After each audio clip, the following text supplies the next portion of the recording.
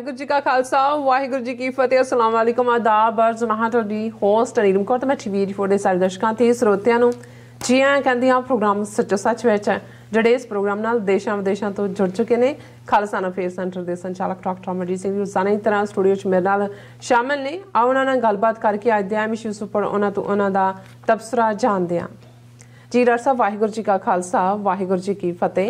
हाँ जी नीलम कौर जी ਤੁਹਾਨੂੰ ਵੀ ਤੇ ਦੁਨੀਆ ਭਰ 'ਚ ਬੈਠੇ ਸਾਡੇ ਬਹੁਤ ਹੀ ਪਿਆਰੇ ਸੋਹਣੇ ਸਿਆਣੇ TV84 ਦੇ ਵਿਊਅਰਸ ਨੂੰ ਵੀ ਵਾਹਿਗੁਰੂ ਜੀ का खालसा ਵਾਹਿਗੁਰੂ ਜੀ की फतेह ਤੇ ਸਾਡੇ ਬਹੁਤ ਹੀ ਪਿਆਰੇ ਮੁਸਲਮਾਨ ਭੈਣਾਂ ਭਰਾਵਾਂ ਨੂੰ अस्सलाम वालेकुम। जी डॉक्टर साहब जी आनू प्रोग्राम सचो सच विच बहुत शुक्रिया जी। डॉक्टर साहब अज 27 हाँ जी 27 अक्तूबर 2022 12 कतक नानकशाही संमत 554 का दिन है। तो डॉक्टर साहब प्रोग्राम शुरू करने तो पहला असीं अपने दर्शकों ते श्रोतिਆਂ ਨੂੰ हमेशा तरह दसियो व्यूअर्स जे तुसीं हक सच इंसाफ ते पैरा दिंदा इको एक चैनल TV84 ਨੂੰ देखना चाहते हो तो तुसीं देख सकते spectrum cable RCN cable Bellfair cable Canada roku Jadoo box शावा फेसबुक TV84 ਦੀ ऐप राहीं online streaming and IP box ਤੇ ਤੁਸੀਂ TV84 ਨੂੰ ਦੇਖ ਸਕਦੇ ਹੋ। व्यूअर्स जे तुसीं TV84 ਨਾਲ ਜਾਂ ਪ੍ਰੋਗਰਾਮ ਸੱਚੋ ਸੱਚ ਨਾਲ फेसबुक ਰਾਹੀਂ ਜੁੜੇ ਹੋ ਤਾਂ ਵੱਧ ਤੋਂ ਵੱਧ ਲਾਈਕ ਕਰੋ ਤੇ ਸ਼ੇਅਰ ਕਰੋ ਅਤੇ ਨਾਲ ਹੀ YouTube ਤੇ ਸਬਸਕ੍ਰਾਈਬ ਵੀ ਕਰੋ। ਇਹ ਵੀ ਦੱਸ ਦਿਓ ਕਿ ਤੁਸੀਂ TV84 ਦੀ ਐਪ ਨੂੰ ਐਂਡਰੋਇਡ ਐਂਡ ਐਪ ਸਟੋਰ ਤੇ ਡਾਊਨਲੋਡ ਕਰਕੇ ਜੋ TV84 ਦੀ ਲਾਈਵ ਸਟ੍ਰੀਮ ਹੈ ਇਸ ਨੂੰ ਤੁਸੀਂ 24 ਆਵਰਸ ਦੇਖ ਸਕਦੇ ਹੋ। व्यूअर्स प्रोग्राम की शुरुआत करन जा रहे हैं अज की स्पॉन्सरशिप के हवाले नाल कि अज के प्रोग्राम सच्चो सच में स्पॉन्सर किया गया है टोरंटो तो वीर चरणजीत सिंह जी वालों। सो इन्होंने TV84 का खास करके डॉक्टर अमरजीत सिंह का तह दिल तो धन्यवाद किया है कि तुसी सिख मीडिया के तौर पर बहुत सोहना काम कर रहे हो। अज जो घटनावां वापर रही हैं ते आने वाले समय में सिख नैरेटिव नूं एस्टैबलिश करना अते प्रोपोगेट करना बहुत ज़्यादा जरूरी है। शायद सानू ये गल समझ आवे ਜਾਂ ना आवे पर TV84 बहुत अहम रोल जिहड़ा अदा कर रहा है। वाहिगुरू ताकत बख्शण ये चैनल होर मजबूती नाल अगे वधे। सो अज की स्पॉन्सरशिप लिए असीं वीर चरणजीत सिंह का तह दिल तो धन्नवाद करते हैं और तुहानूं भी अपील ते बेनती करते हैं कि तुसीं प्रोग्राम सच्चो सच नूं वध तो वध स्पॉन्सर करो। स्पॉन्सरशिप लिए तुसीं कॉल कर सकते हो साडे फोन नंबर ते 5166191984 सेम नंबर ते WhatsApp कर सकते हो। तुसीं सानूं ईमेल भी कर सकते हो info@tv84.tv ते। सो व्यूअर्स पहले सैगमेंट में आप गलबात करन जा रहे हैं। व्यूअर्स जिस तरह कि आप सब जानते हैं कि जो सिख कौम है वो शहीदों की कौम है। सो अज सिख होमलैंड के पहले शहीद सरदार दर्शन सिंह फेरूमान जी होरां दा 53वां शहीदी दिन है। सो उन्होंने 74 दिन मरण वर्त रख के 27 अक्तूबर यानी कि अज जी मैं डेट भुली सी। सो 27 अक्तूबर 1969 ਨੂੰ शहीदी जाम जड़ा पीता। सो सिख होमलैंड तो खालिस्तान तक के इन्हां 53 वरियां दे सफ़र संबंधी गलबात करांगे। सो व्यूअर्स असीं चाहांगे कि तुसीं इसी तरह बने रहना देखण सुन लई तुहाडा सब दा बहुत बहुत शुक्रिया। जी डॉक्टर साहब की कहना चाहोगे?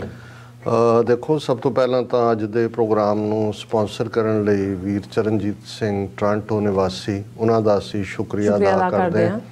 उन्होंने बड़े सिफत वाले लफज कहे ने TV84 के रोल बारे और मैं कई बार जो गुरु साहबान का यह फरमान कि उस्तत निंदा दऊ बिवर्जत कि क्यों गुरु ने सानू इस गल तो जिहड़ा है वो हटाया कि भाई तुहाडी सुरत दे उत्ते तुहाडे मन दे उत्ते तुहाडी रूह दे उत्ते जां तुहाडे बौद्धिक स्तर दे उत्ते उस्तत ते निंदिया दोनों का इफैक्ट जिहड़ा वो बराबर होना चाहिए।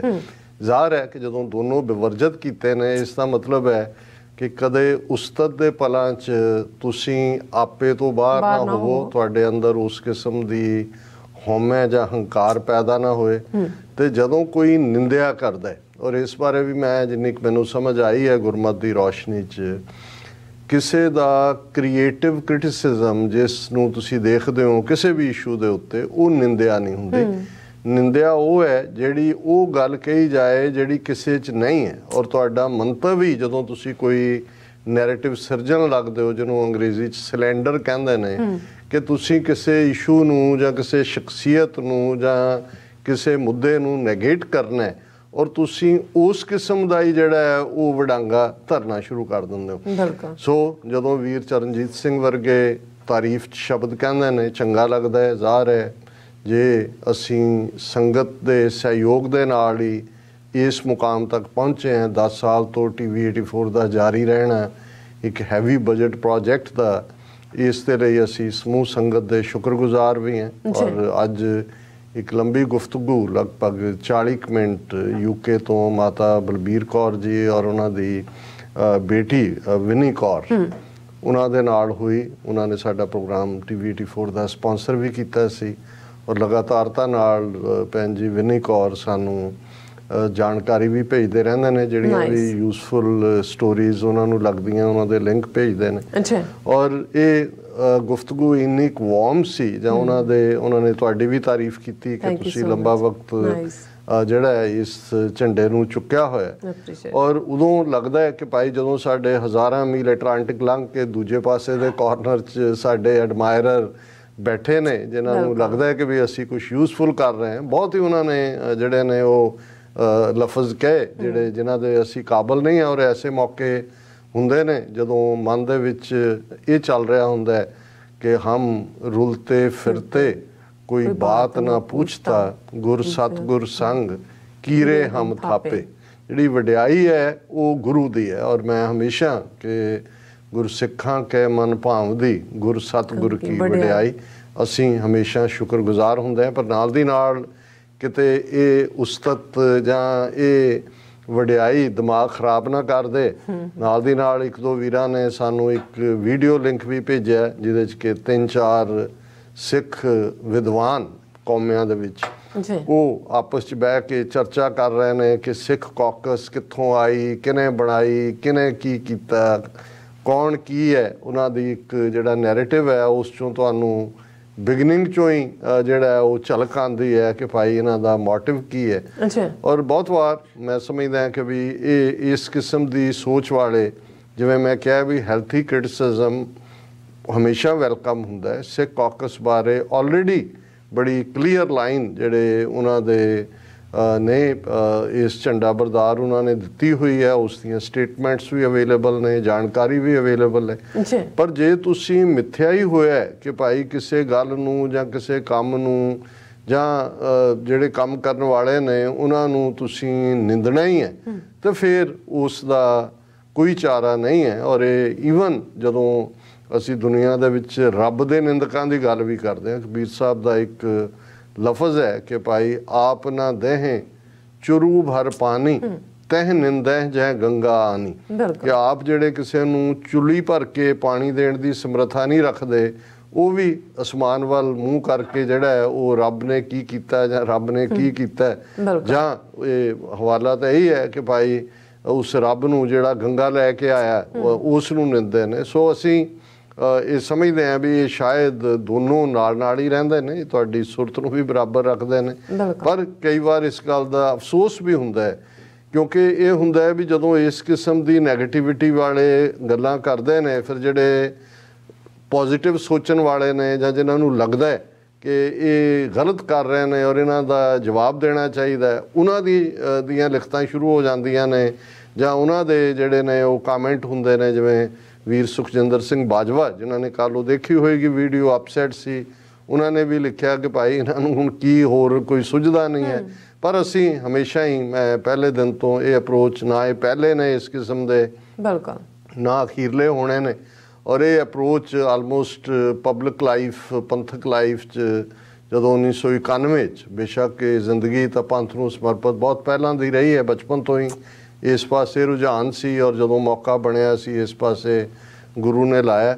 ਪਰ ਜਦੋਂ ਇੱਥੇ ਅਸੀਂ ਨਵੰਬਰ 1991 ਤੋਂ ਪੰਥਕ ਸਫ਼ਰ ਸ਼ੁਰੂ ਕੀਤਾ ਤੇ ਇਹੀ ਸਾਡੀ ਲਾਈਨ ਸੀ ਕਿ ਛੋਟੀ ਲੀਕ ਦੇ ਨੇੜੇ ਲੰਬੀ ਲੀਕ ਖਿੱਚ ਦੇਣਾ। ਜੇ ਤੁਸੀਂ ਇਹਨਾਂ ਦੇ ਨਾਲ ਉਲਝਦੇ ਹੋ, ਇਹਨਾਂ ਦੀਆਂ ਗੱਲਾਂ ਦਾ ਜਵਾਬ ਦੇਣ ਦੇ ਵਿੱਚ ਪੈਂਦੇ ਹੋ, ਫਿਰ ਇਹਨਾਂ ਦੇ ਉਸ ਕਿਸਮ ਦੇ ਲੈਵਲ 'ਤੇ ਹੀ ਤੁਸੀਂ ਉਤਰ ਜਾਂਦੇ ਹੋ, ਜਿਹੜਾ ਮੇਰਾ ਖਿਆਲ ਹੈ ਕਿ ਵੀ ਅਸੀਂ ਬਾਕੀ ਸਾਰਿਆਂ ਨੂੰ ਵੀ, ਕਿਉਂਕਿ ਬਹੁਤ ਸਾਰਿਆਂ ਨੇ ਇਸ ਦੇ ਉੱਤੇ ਸਾਨੂੰ ਅੱਜ ਲਿਖਿਆ ਵੀ ਹੈ ਕਿ ਭਾਈ ਇਹ ਕੀ ਚੱਲ ਰਿਹਾ ਹੈ, ਵੀ ਇਹ ਕਿਉਂ ਇਹ ਪੰਥ ਨੂੰ, ਔਰ ਕਈ ਵਾਰ ਕਈਆਂ ਦਾ ਇਹ ਹੁੰਦਾ ਵੀ ਉਹਨਾਂ ਨੇ ਹਰ ਚੀਜ਼ ਨੂੰ ਨੈਗੇਟ ਕਰਨਾ ਹੈ। ਉਹਨਾਂ ਨੂੰ ਰੈਫਰੈਂਡਮ 2020 ਨਾਲ ਵੀ ਪ੍ਰੋਬਲਮ ਹੈ, ਉਹਨਾਂ ਨੂੰ ਸਿੱਖ ਕੌਕਸ ਨਾਲ ਵੀ ਪ੍ਰੋਬਲਮ ਹੈ, ਉਹਨਾਂ ਨੂੰ ਸ਼੍ਰੋਮਣੀ ਅਕਾਲੀ ਦਲ ਅੰਮ੍ਰਿਤਸਰ ਸਰ ਸਿਮਰਨਜੀਤ ਸਿੰਘ ਮਾਨ ਦੇ ਰੋਲ ਨਾਲ ਵੀ ਪ੍ਰੋਬਲਮ ਹੈ।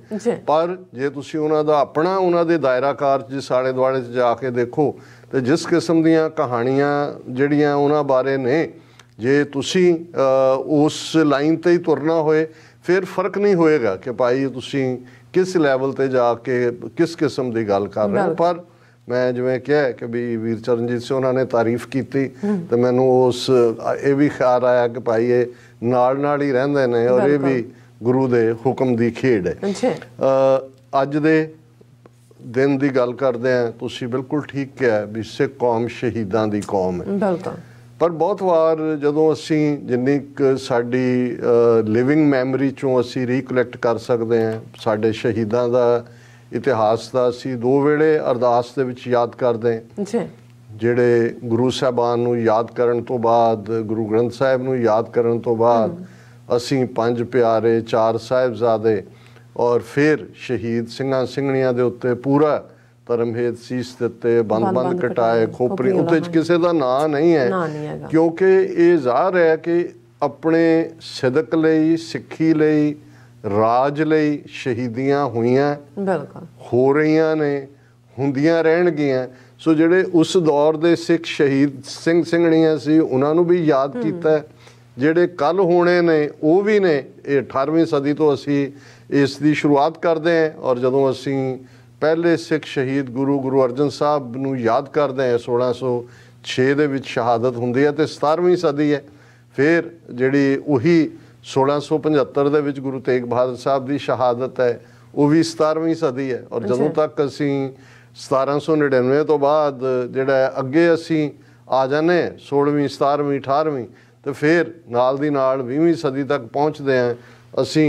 ਜੇ ਗਦਰੀ ਬਾਬੇ, ਅਕਾਲੀ ਲਹਿਰ, ਬੱਬਰ ਅਕਾਲੀ, ਫਿਰ ਪੋਸਟ 47 ਦਾ ਸਫ਼ਰ ਸ਼ੁਰੂ ਹੋ ਜਾਂਦਾ ਹੈ। ਹੁਣ ਇਹਦੇ 'ਚ ਕੋਈ ਸ਼ੱਕ ਨਹੀਂ ਹੈ ਕਿ ਜਿਹੜੀ ਸ਼ਹਾਦਤ ਹੈ ਉਸ ਦਾ ਰੁਤਬਾ, ਜਿਵੇਂ ਸਰ ਜਸਵੰਤ ਸਿੰਘ ਖਾਲੜਾ ਜਿਨ੍ਹਾਂ ਨੇ 1995 ਦੇ ਸ਼ੁਰੂਆਤੀ ਮਹੀਨਿਆਂ ਦੇ ਵਿੱਚ ਜਦੋਂ ਕੈਨੇਡਾ ਆਏ ਡਿਕਸੀ ਗੁਰੂ ਘਰ ਟੋਰਾਂਟੋ ਦੀ ਸਟੇਜ ਤੋਂ, ਉਹਨਾਂ ਨੇ ਜੋ ਅਲਫਾਜ਼ ਕਹੇ ਕਿ ਭਾਈ ਜਿਹਦੇ ਤੇ ਗੁਰੂ ਬਹੁਤ ਤਰੁੱਠਦਾ ਹੈ, ਬਹੁਤ ਮਿਹਰਬਾਨ ਹੁੰਦਾ ਹੈ, ਬਹੁਤ ਰਹਿਮਤ ਦੇ ਘਰ ਆਉਂਦਾ ਹੈ, ਉਸ ਨੂੰ ਸ਼ਹੀਦੀ ਬਖਸ਼ਦਾ ਹੈ। ਔਰ ਇਹ ਮਾਨੋ ਇਵੇਂ ਹੀ ਸੀ ਜਿਵੇਂ ਉਹਨਾਂ ਦਾ ਆਪਣਾ ਸਫ਼ਰ ਸ਼ਹਾਦਤ ਵੱਲ ਜਾ ਰਿਹਾ ਸੀ ਔਰ ਉਹ ਇਹਨਾਂ ਲਫ਼ਜ਼ਾਂ ਦੇ ਨਾਲ ਗੁਰੂ ਦੀ ਸ਼ੁਕਰਗੁਜ਼ਾਰੀ ਕਰ ਰਿਹਾ ਸੀ ਕਿ ਜਿਹੜਾ ਉਹਨਾਂ ਨੂੰ ਰੁਤਬਾ ਮਿਲਣ ਜਾ ਰਿਹਾ ਉਸ ਲਈ ਉਹ ਪਬਲਿਕਲੀ ਸਤਿਗੁਰੂ ਦੇ ਜਿਹੜਾ ਹੈ ਉਹ ਉਹਨਾਂ ਦੇ ਤਰੁੱਠਣ ਔਰ ਉਹਨਾਂ ਦੀ ਰਹਿਮਤ ਦੀ ਜਿਹੜੀ ਹੈ ਉਹ ਭਿੱਖ ਮੰਗ ਰਹੇ ਸੀ ਜਾਂ ਉਸ ਦੇ ਅੱਗੇ ਦੁਆ ਗੋ ਸੀ। ਔਰ ਅਸੀਂ ਦੇਖਦੇ ਹਾਂ ਜਾਣ ਤੋਂ ਕੁਛ ਅਰਸੇ ਬਾਅਦ ਹੀ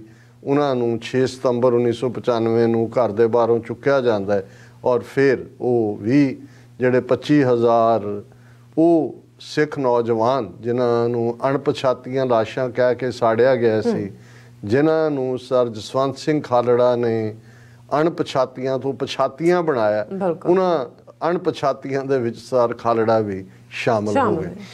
ਸ਼ਹੀਦੀ ਸਿੱਖੀ ਦੇ ਨਾਂ ਤੇ, ਔਰ ਸਿੱਖੀ ਜਦੋਂ ਅਸੀਂ 18ਵੀਂ ਸਦੀ ਦੇ ਸ਼ਹੀਦਾਂ ਦੀ ਗੱਲ ਕਰਦੇ ਹਾਂ, ਜਦੋਂ ਅਸੀਂ ਗੁਰੂ ਅਰਜਨ ਸਾਹਿਬ ਦੀ ਸ਼ਹਾਦਤ, ਗੁਰੂ ਤੇਗ ਬਹਾਦਰ ਸਾਹਿਬ ਦੀ ਸ਼ਹਾਦਤ ਦੀ ਗੱਲ ਕੀਤੀ, ਉਹ ਵੀ ਅਕੀਦੇ, ਈਮਾਨ, ਮਨੁੱਖੀ ਹੱਕਾਂ, ਦੂਸਰਿਆਂ ਦੇ ਰਾਈਟ ਟੂ ਵਰਸ਼ਿਪ ਲਈ ਹੈ।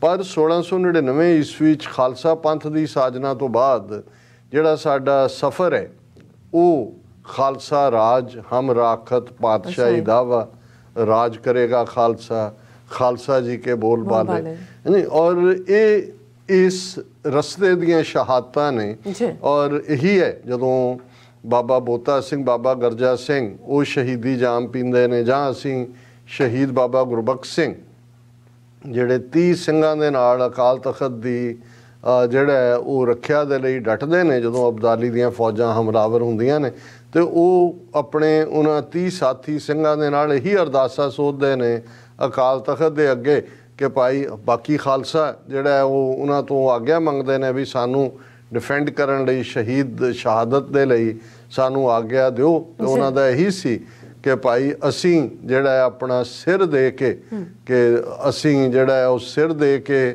ਜਿਹੜਾ ਝੂਠਾ ਕਰੀਏ ਵੇੜੇ ਦੇ ਜਿਹੜੇ ਹਮਲਾਵਰ ਨੇ, ਹਾਕਮ ਨੇ, ਫਿਰ ਖਾਲਸੇ ਦੀ ਚਰਚਾ ਹੋਏ, ਪਾਤਸ਼ਾਹੀ ਦਾਵਾ ਚਾਹੇ ਜੋਏ, ਕਿ ਵੀ ਜਿਸ ਦਾ ਦਾਵਾ ਪਾਤਸ਼ਾਹ ਦਾ ਹੈ ਉਹ ਅਸੀਂ ਆਪਣਾ ਸਿਰ ਦੇਈਏ, ਕਿਉਂਕਿ ਸ਼ਹੀਦ ਦਾ ਮਤਲਬ ਸ਼ਹਾਦਤ ਹੈ।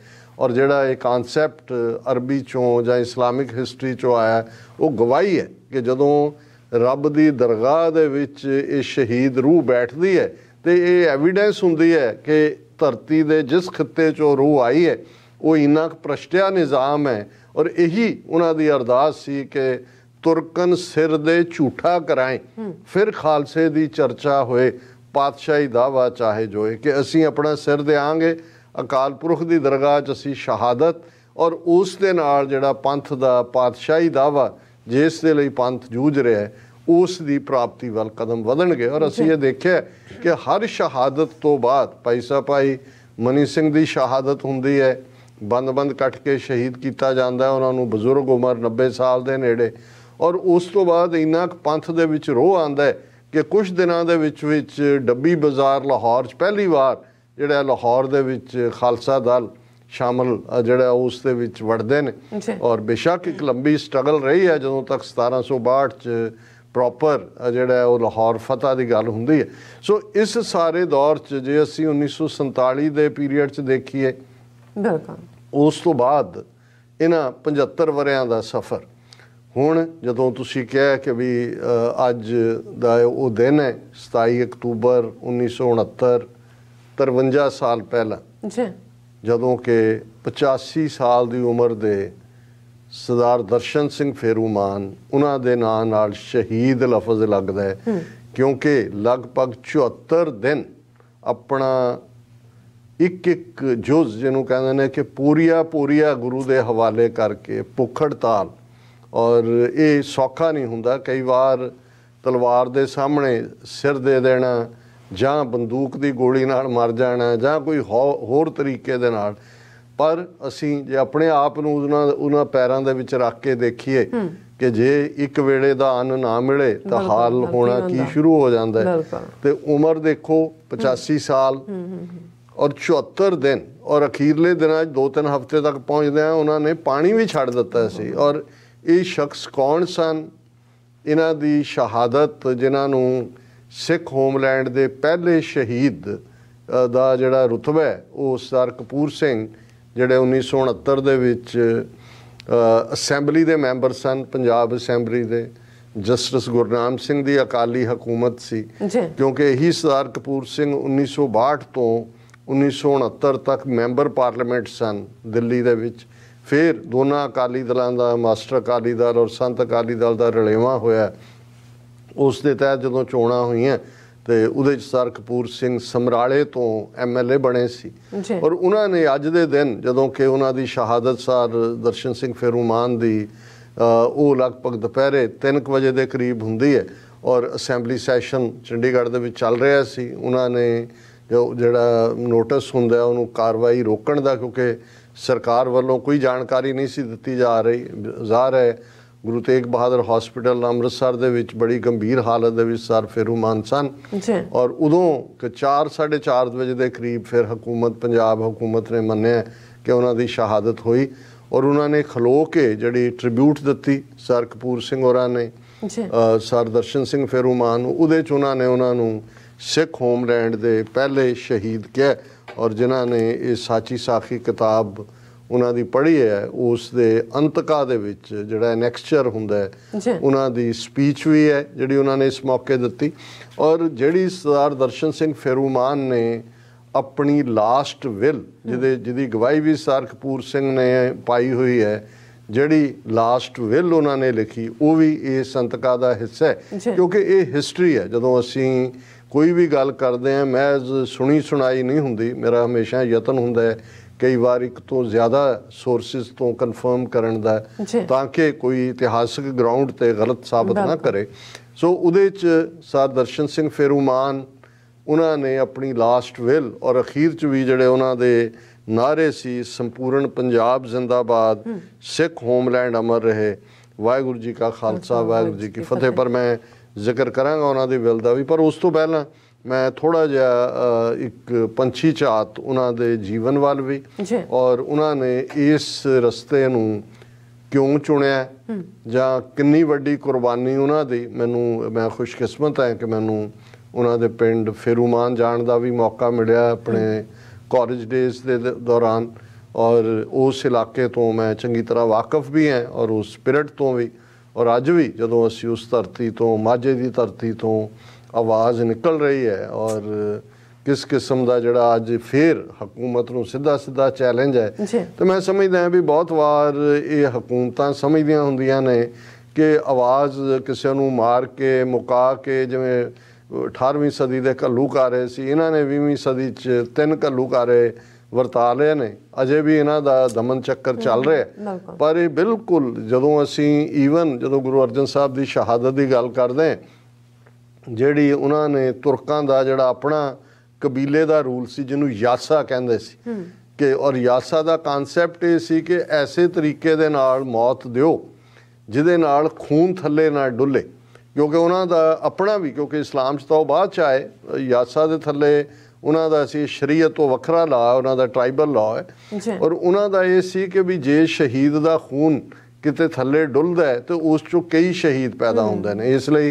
जे तुसीं गुरु अर्जन साहब की शहादत देखो तो उन्होंने बिहेड नहीं किया गया, और क्योंकि धार्मिक शख्सियत बारे है, सियासी तौर पर उन्होंने एक डिफरेंट कानून तो बहुत जालम है जोड़ा उन्होंने ट्राइबल लॉ ने, वो तो शरीयत तो भी पहलों दे। लेकिन असीं ये देखते हैं कि भी ये बावजूद साडे लई तां जिहड़ा गुरु वाल मूँह करके तुर पैंदा है, जिन्हों जदों असीं कहंदे हैं सिੱਖੀ केसां सवासां नाल निभाई, वो किसी हालत दे विच भी है, वो पीसफुल है, वो भुखा रह रहा है, वो प्यासा रह रहा है, वो जंग के मैदान च जूझ रहा है, साडे लई वो एक खालसा गगन का चमकदा सितारा बन जाता है। और साडे लई असीं जदों ईवन पुरातन अजे भी जदों निहंग सिंह अरदास करते हैं, सब शहीदां मुरीदां उन्होंने भी नाल याद करते हैं, उन्होंने नाँ दे भी अरदास करते हैं कि जो जकारा उन्होंने नाँ दा गजावे उहदी फतेह हो जाए, क्योंकि असीं ये बिलीव करते हैं कि जदों फिर इस पासे कोई तुरदा है शहादत का जाम पींदा है तो वह हमेशा ही जिहड़े शहीदी पहरे की गल भी है, इनू किसी होर रुख च ना देखा जाए, ये हुंदा है कि बई वो साडे गवाही हुंदे ने, एविडेंस ने, साडे सिर ते खड़े ने, उन्हां दा पहरा है। जदों तुसीं उस रस्ते ते तुरदे हो तो फिर गुरु आप सहाई हुंदा है। और सर दर्शन सिंह फेरूमान उन्हां दा जन्म जिहड़ा है 1 अगस्त 1885 नूं फेरूमान पिंड जिहड़ा जो तुसीं जलंधरों अमृतसर जाओ, रईया मेन टाउन है, रईया तो एक पासे साइड रोड है उस दे उत्ते है, और उन्हों की बाद उन्हों की याद च शहीद दर्शन सिंह फेरूमान विमेन कॉलेज भी है रईए च, और दूसरा होर भी कुछ उन्हों दी यादां ने। और उन्होंने ये नहीं है भी ऑल ऑफ ए सडन वो आए इस उम्र च, उन्हों सारी जिंदगी जिहड़ी है वो स्ट्रगल दी सी। उन्होंने पढ़े लिखे सी, 10वीं उन्होंने पास की, फिर फौज च भर्ती हुए, फिर वो नौकरी छड़ के हिसार गए, ठेकेदारी शुरू की, और 2 जिहड़े वड्डे मोर्चे सिखां दे लगे, गुरुद्वारा सुधार लहर दे चाबियां दा मोर्चा और जैतो दा मोर्चा, उहदे च उन्होंने जथे लैके गिरफ्तारी दित्ती, जेलां कट्टियां।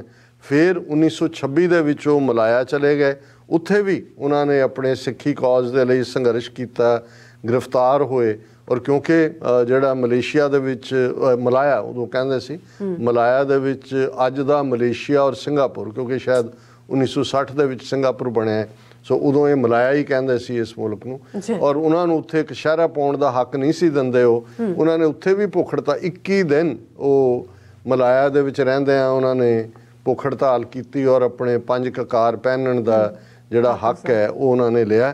फिर उन्होंने जिहड़ा इधर जदों 47 तो बाद अंग्रेज़ चले गए, फिर कुछ देर जिवें मैं उन्हों दा किते होर बायोग्राफी देखी, स्वतंत्र पार्टी बनाई सी राजगोपालाचारिया ने, उहदे भी वो पंजाब दे प्रधान रहे। सो उन्हों दी शरीरक ट्रेनिंग भी वरतां राहीं और दूसरी और पोलिटिकली भी वो बिल्कुल इस रही। हुण उन्हों दी जिहड़ी शहादत है, जां उन्होंने जदों मरण वर्त रखिया 74 दिन, हुण ये वो पीरीयड सी असीं देखते हैं कि मास्टर तारा सिंह होरां ने भी पंजाबी सूबे दे कायमी लई लगभग 40 दिन दी 40 ਜਾਂ 42 दिन की भुख हड़ताल रखी, मरण वर्त रखिया सी, पर अरदास पूरी किते बिना ही पंजाबी सूबा तो बनया नहीं, पंजाबी सूबे लई सी वो सरकारां दीयां खेडां हुंदियां ने, डिसक्रैडिट भी होए, छड़ दिता। सिखां दे विच इस गल दी बड़ी नमोशी हुई भी सिखां बारे तो यह है भी जदों अरदास कर लैण तां पिछे नहीं हटदे।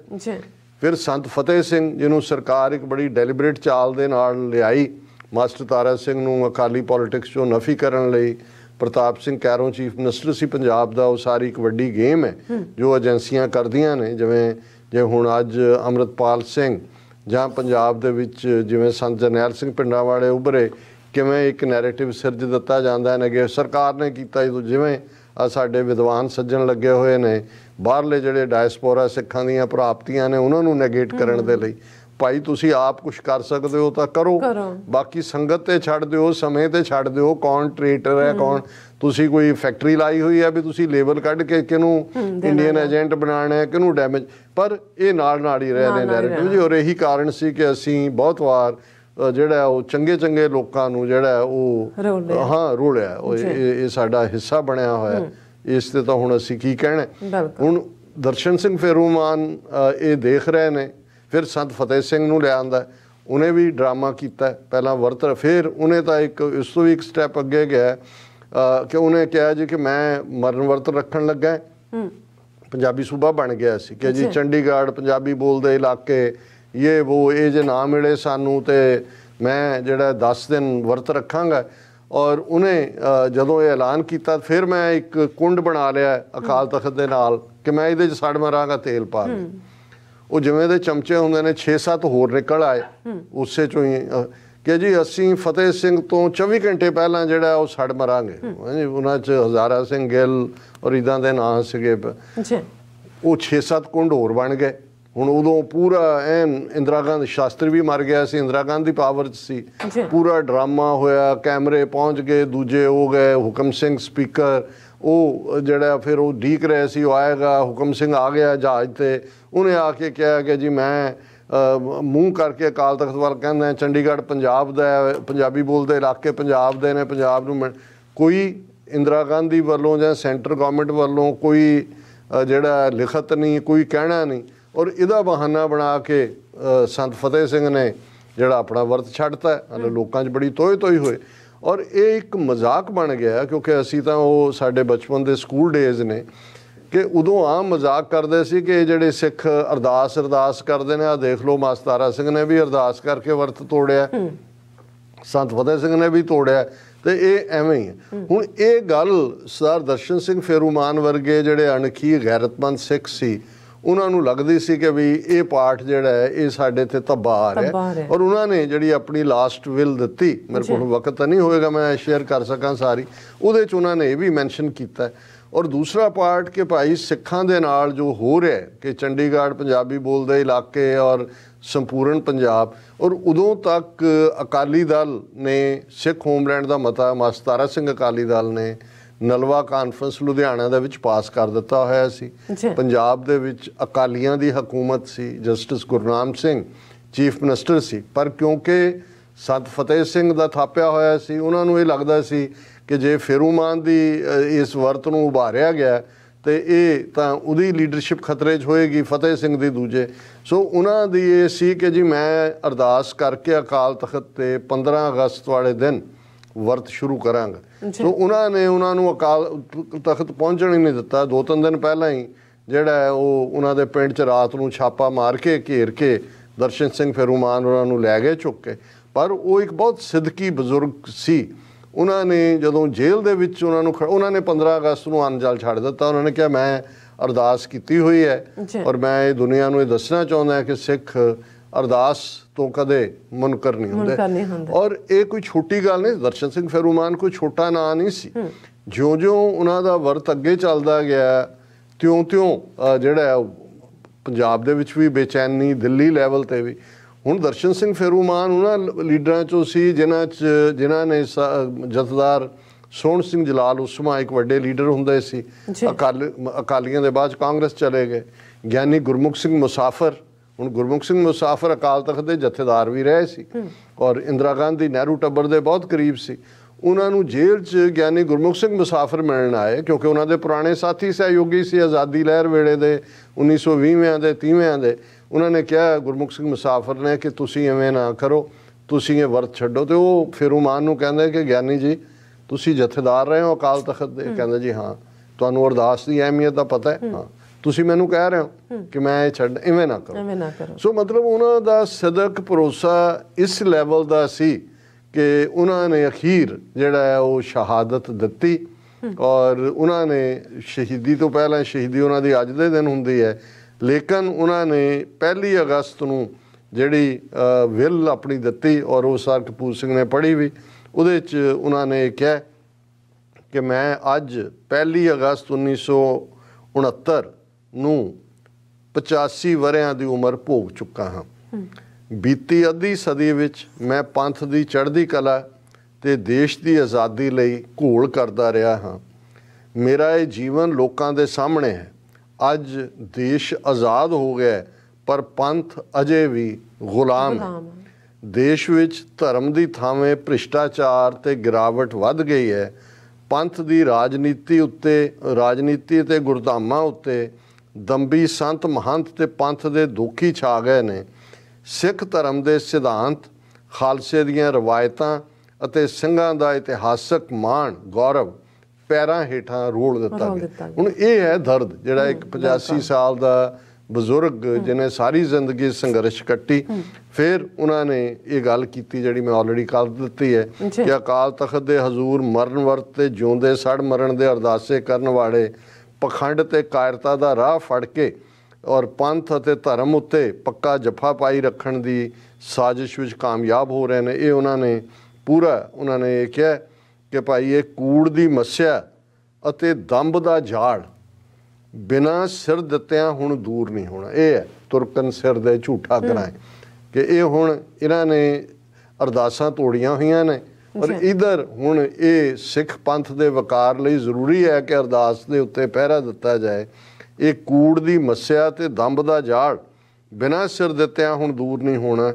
ਇਹ ਅਰਦਾਸੇ ਭੰਗ ਕਰਨ ਦਾ ਪਾਪ ਪੰਥ ਦੇ ਉੱਠ ਖੜੇ ਹੋਣ ਦੇ ਰਾਹ ਵਿੱਚ ਵੱਡੀ ਰੁਕਾਵਟ ਹੈ ਅਤੇ ਇਹ ਪਾਪ ਬਿਨਾਂ ਸਿਰ ਦਿੱਤਿਆਂ ਧੋਤਾ ਨਹੀਂ ਜਾਣ। ਹੁਣ ਇਹ ਹੈ ਜਦੋਂ ਤੁਸੀਂ ਉਸ ਸਪਿਰਿਟ ਨੂੰ ਦੇਖ ਰਹੇ ਹੋ।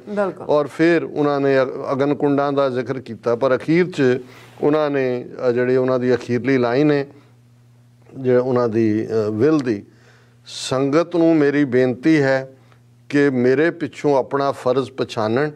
ਮੇਰੇ ਮਰਨ ਪਿੱਛੋਂ ਮੇਰਾ ਸਰੀਰ ਫਤਿਹ ਸਿੰਘ ਦੇ ਨਾਂ ਥੱਲੇ ਬਣਾਏ ਅਗਨੀ ਕੁੰਡਾਂ ਵਿੱਚ ਰੱਖ ਕੇ ਫੂਕ ਦਿੱਤਾ ਜਾਏ ਤੇ ਮੇਰੀਆਂ ਅਸਥੀਆਂ ਕੀਰਤਪੁਰ ਸਾਹਿਬ ਪਹੁੰਚਾ ਦਿੱਤੀਆਂ ਜਾਣ। ਪੰਥ ਦੇ ਮਸੰਦਾਂ ਤੇ ਧਰਮ ਦੋਖੀਆਂ ਨਾਲ ਯਥਾਯੋਗ ਸਲੂਕ ਕੀਤਾ ਜਾਏ ਅਤੇ ਜਿਹੜੇ ਅਗਨ ਕੁੰਡ ਢਾਹ ਦਿੱਤੇ ਜਾਣ। ਸੰਗਤਾਂ ਅਰਦਾਸ ਕਰਨ ਕਿ ਸਾਹਿਬ ਦਸਮ ਪਾਤਸ਼ਾਹ ਗੁਰੂ ਗੋਬਿੰਦ ਸਿੰਘ ਸਾਹਿਬ ਮੇਰੀ ਤੁੱਛ ਕੁਰਬਾਨੀ ਕਬੂਲ ਕਰ ਲੈਣ ਅਤੇ ਆਪਣੇ ਪੰਥ ਦੀ ਬੌੜੀ ਕਰਨ। ਔਰ ਉਸ ਤੋਂ ਪਹਿਲਾਂ ਉਹ ਸਿੱਖ ਥੱਲੇ ਫਿਰ ਸੰਪੂਰਨ ਪੰਜਾਬ ਜ਼ਿੰਦਾਬਾਦ, ਸਿੱਖ ਹੋਮਲੈਂਡ ਅਮਰ ਰਹੇ। ਸੋ ਉਹਨਾਂ ਨੇ ਜਦੋਂ ਸਰ ਕਪੂਰ ਸਿੰਘ ਹੋਰਾਂ ਨੇ ਅਸੈਂਬਲੀ 'ਚ ਐਡਰੈਸ ਕੀਤਾ ਤੇ ਉਹਨਾਂ ਨੇ ਕਿਹਾ ਕਿ ਸਰ ਦਰਸ਼ਨ ਸਿੰਘ ਫੇਰੂਮਾਨ ਉਹ ਸਿੱਖ ਹੋਮਲੈਂਡ ਦੀ ਸਟਰਗਲ ਦੇ ਪਹਿਲੇ ਸ਼ਹੀਦ ਨੇ। ਸੋ ਅਸੀਂ ਜਦੋਂ ਅੱਜ ਖਾਲਿਸਤਾਨ ਦੀ ਗੱਲ ਕਰਦੇ ਹਾਂ ਇਹਨਾਂ 53 ਵਰ੍ਹਿਆਂ ਦੇ ਵਿੱਚ ਜੂਨ 84 ਤੋਂ ਬਾਅਦ ਤੇ ਕੌਮੀ ਨਿਸ਼ਾਨਾ ਬਣਿਆ, ਪਰ ਇਹ ਸਾਨੂੰ ਕਦੇ ਨਹੀਂ ਭੁੱਲਣਾ ਚਾਹੀਦਾ ਕਿ ਇਸ ਪੰਥ ਨੂੰ ਆਜ਼ਾਦ ਦੇਖਣ ਲਈ ਭਾਰਤ ਦੇ ਨਕਸ਼ੇ 'ਚ ਸਿੱਖ ਕੌਮ ਜਿਹੜੀ ਹੈ ਉਸ ਨੇ ਜੂਨ 84 ਤੱਕ ਉਦੋਂ ਇਹਨਾਂ ਦੀ ਵੀ ਇਹੀ ਕੋਸ਼ਿਸ਼ ਸੀ ਕਿ ਭਾਈ ਸੰਪੂਰਨ ਪੰਜਾਬ ਜਿਹੜੇ ਸਿੱਖ ਮੈਜੋਰਿਟੀ ਏਰੀਆਜ਼ ਨੇ ਉਹਨਾਂ 'ਚ ਔਰ ਇੱਕ ਫੈਡਰਲ ਸਟਰਕਚਰ ਦੇ ਥੱਲੇ ਸਾਡਾ ਸਿੱਖ ਹੋਮਲੈਂਡ ਬਣੇ। ਭਾਵੇਂ ਉਹਨਾਂ ਦੀ ਉਦੋਂ ਤੱਕ ਵਿਦਨ ਇੰਡੀਅਨ ਸਿਸਟਮ ਸੀ ਲੇਕਿਨ ਜੂਨ 84 ਤੋਂ ਬਾਅਦ ਇਹ ਖਾਲਿਸਤਾਨ ਦੀ ਸਟਰਗਲ ਬਣੀ। ਔਰ ਜਿੱਥੇ ਅਸੀਂ ਅੱਜ ਇਸ ਪ੍ਰੋਗਰਾਮ ਨੂੰ ਕਰ ਰਹੇ ਹਾਂ, ਅੱਜ ਦਾ ਸਮੁੱਚਾ ਪ੍ਰੋਗਰਾਮ ਅਸੀਂ ਇਸ ਅਮਰ ਸ਼ਹੀਦ ਸਰ ਦਰਸ਼ਨ ਸਿੰਘ ਫੇਰੂਮਾਨ ਉਹਨਾਂ ਦੀ ਯਾਦ ਨੂੰ ਸਮਰਪਿਤ ਕਰਦੇ ਹਾਂ। ਜੀ ਡਾਕਟਰ ਸਾਹਿਬ ਤੁਹਾਡਾ ਬਹੁਤ ਧੰਨਵਾਦ। ਸਵਾਗਤ ਲੈਣੇ ਬ੍ਰੇਕ ਵਿਊਅਰਸ ਤੁਸੀਂ ਇਸੇ ਤਰ੍ਹਾਂ ਬਣੇ ਰਹਿਣਾ। ਮਿਲਦੇ ਹਾਂ ਆਫਟਰ ਦਿਸ ਸ਼ਾਰਟ ਬ੍ਰੇਕ।